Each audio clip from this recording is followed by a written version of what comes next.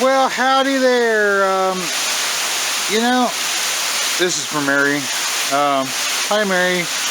It's Jason. Hi. I'm not working outside today. I know. The forecast said sunshine, but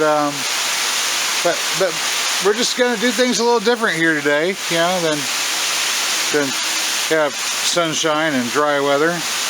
Yep. I think we're just gonna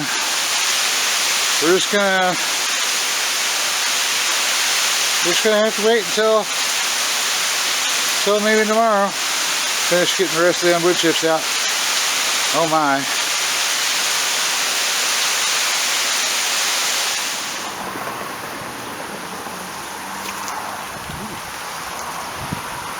Wow. I mean, wow. Okay. Wow. That's a lot of pears on this Bartlett pear tree here, and there's more all over it. But I don't have time to worry about all this fruit that's coming in another month or two right now. Right now, as you can tell, the heat has arrived in green country, and that means it's a great time to start working on some projects that involve cutting back things that we don't want to grow back quite so prolifically in the future. In this particular case,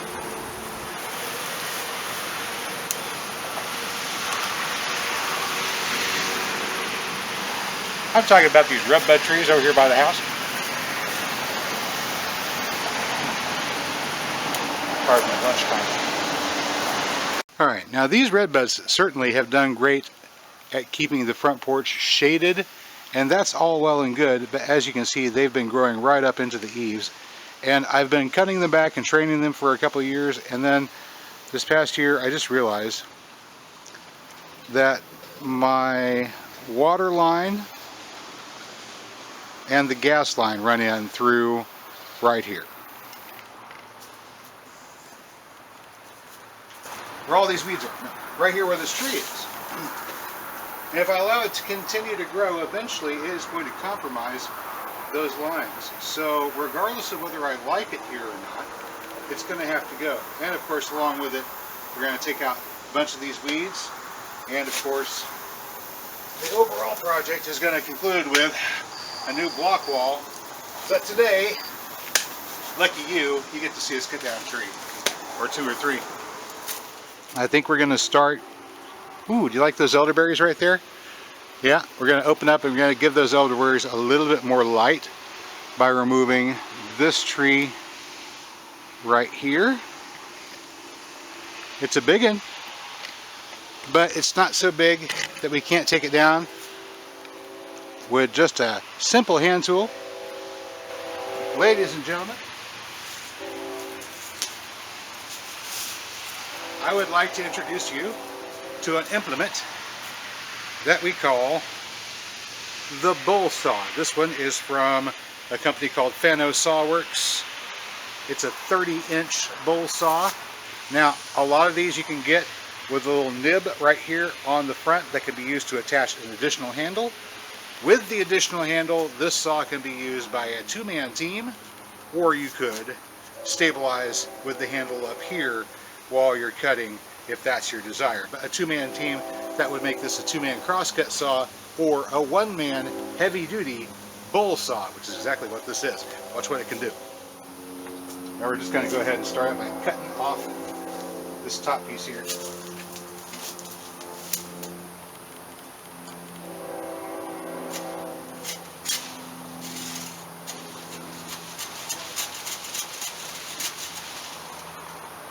What do you do if you don't have a chainsaw, right? No chainsaw, no problem.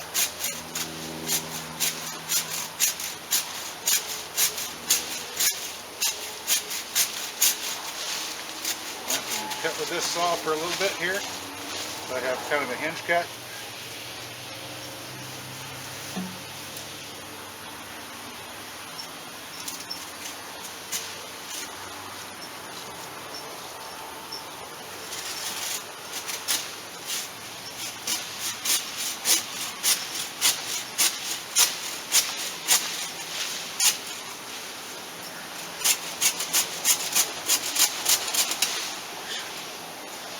These massive teeth just cut right through very, very easily.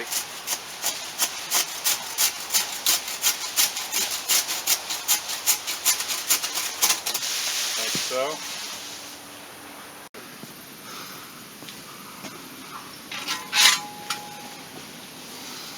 So, recommendations for people homesteading. Have yourself one of these saws. It's going to come in handy one of these days. Not only can I do this stuff quietly, not disturb the neighbors, I could do this early in the morning, I could do it late at night, but if I wanted to harvest timber and not alert the werewolves and cannibals about my location, this also does the trick. Not that burning wood's going to really do much for keeping your location a secret, but at least going out and doing your work. If you're working with a chainsaw out in the woods, making a lot of noise, you're not going to hear people sneaking up on you. So there is a certain advantage to working with this manual saw like this. All right, here we go.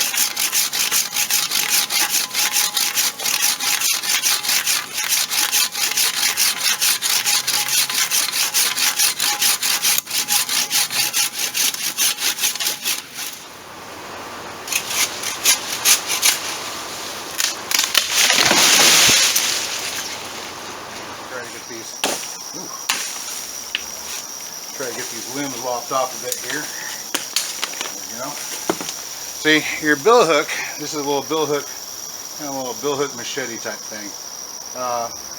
Very effective for small material up to about 1 inch in diameter. Small limbs, very easy for it to knock off if you don't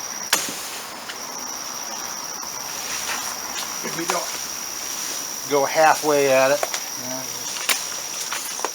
Go against the angle and inclination, and this is a webworm nest right here. I'm going to go ahead and try to get it separate from everything else. Pardon me a moment here. There we go. We're going to get these guys and dispose of them so they will not come back.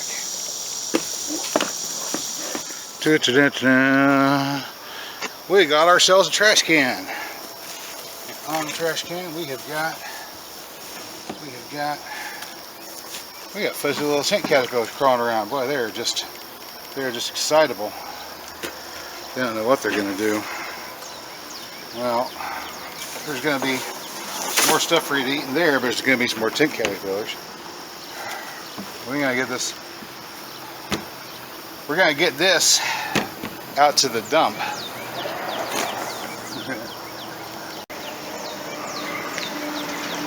Alright. I think I'm going to take the top off of that one.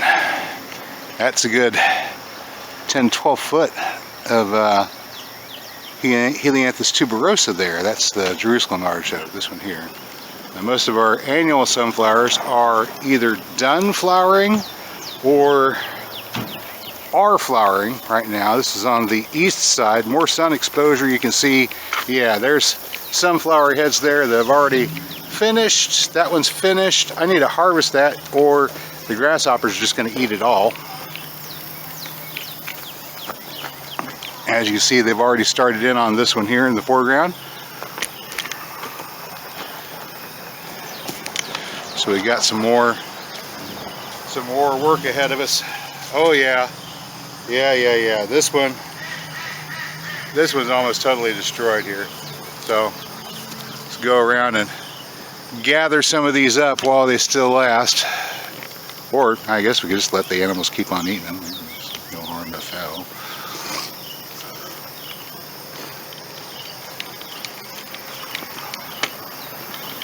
Alrighty. So here's where all the brush is going. Hang tight. I got to bring some brush in. We got to fill in this cavity here. I want to do it in a way that doesn't cover this up. I need to get rid of this, guys. I really do. This is the old 12-volt line for yard lights that don't work. I have to haven't got around to replacing the system. So I guess for the moment we're just going to leave it, and then I'll come back and I'll work something out.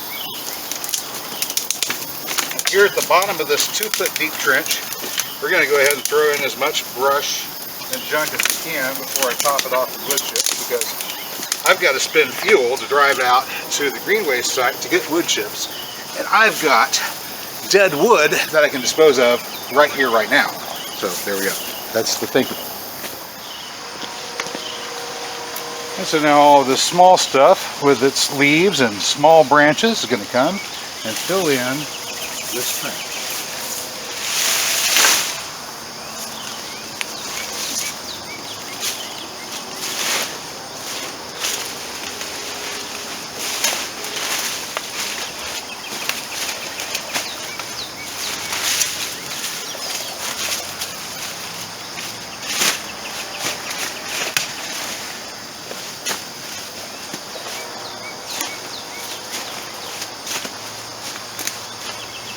That's a good start.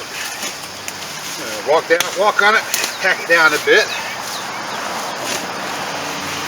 And we're going to fill in with more organic matter and top it off with wood chips.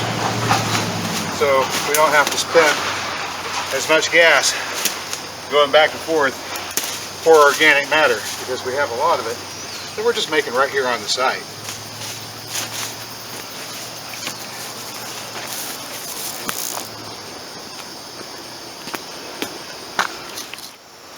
Woohoo! Alright, so it's been a day or two with the chilly weather and the rain keeping me in, so we got a little drier wood to chop through, but you know, the bill hook doesn't care. It goes right through this stuff, and it makes short work. There we go. So now we have small wood and mulch. And just keep on going through this. You can do this for every piece if you like. You don't have to have large pieces going in. You can save that for kindling. You can save that for making charcoal. See, this small stuff will burn in our charcoal pellet stove just as easily as little pellets. And then we can just keep this smaller material that's going to decompose a lot faster. That's what's going to go into the ground.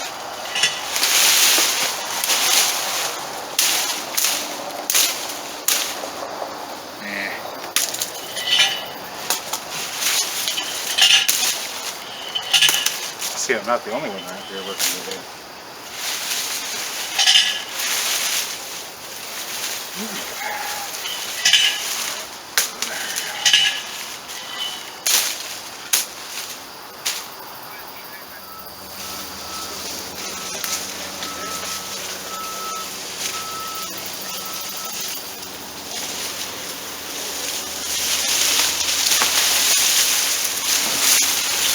It is just amazing how much organic matter is being produced in the landscape on a regular basis that, for the most part, goes to waste because people don't appreciate what it's useful for. You know, they just send it off to a waste disposal site, and they could be using it to transform crummy soil into beautiful, rich soil.